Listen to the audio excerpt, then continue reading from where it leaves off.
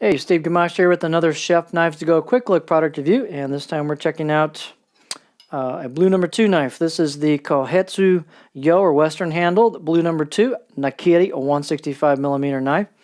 The core steel is Aogami or blue paper number 2 reactive high carbon steel from Hitachi, and the heat treat's about 62 Rockwell on that core steel.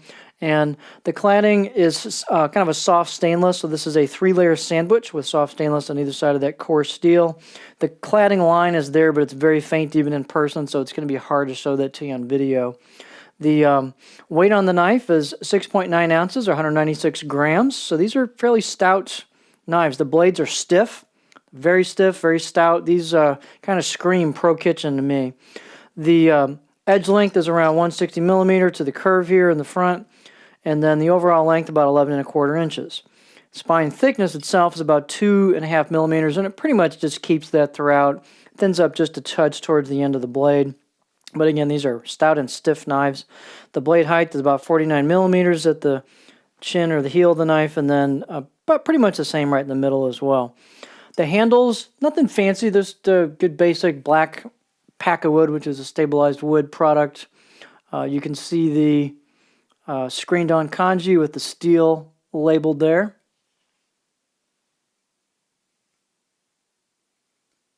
Get a good look at that. There we go. And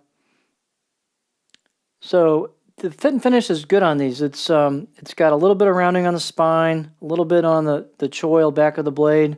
Out of the box edge is quite good. I'd give it a solid 6 out of 10, although you could, tweak them a little bit more if you wanted to and get them even sharper. The handles are just kind of a good medium size. I think they would fit a lot of different hand sizes, got enough length to them.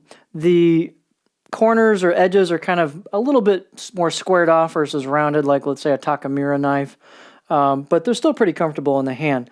But the only fit and finish issues, which is just a design characteristic of this entire line, is that the tang thins up just a little bit right at the front of the handle, and you tend to get some small gaps right at the very front of the handle, meaning the tang. You may want to seal that up, and it varies a little bit from knife to knife. This one's got a little bit more of a gap there. I don't know if you can even pick that up, but it is there. So you might want to seal that up just a little bit to keep moisture out of there. As I said, fit and finish is good. You got some screened on kanji, kind of slightly rounded spine. Again, these things scream a workhorse. So the steel sharpens up great, takes a really sharp edge.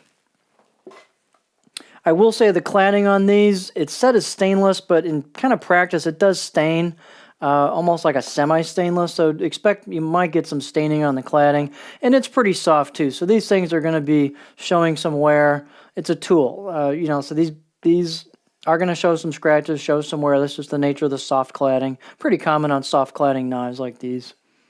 So, it's going to show some work being done, which is, hey, that's what it's for. Here's your profile. And so slight gentle belly, not a super long flat spot, but not much belly either. It's very, very gentle. So this should really support quite a few techniques. You do have kind of the rounded tip on it, so you could rock this super easy. It's got just enough belly where it'll rock pretty nice. And of course you can get almost as high as you want. And again, not super duper flat, but kind of a very, very gentle, slight back belly towards the heel. So pretty smooth in use, actually. So these are a high value line of knives. They're good performers, take a really nice edge, stiff, stout blade. Again, it's Pro Kitchen. This guy's Pro Kitchen written all over it. So here you have the Kohetsu Yo or Western blue number 2 Nakiri 165mm knife.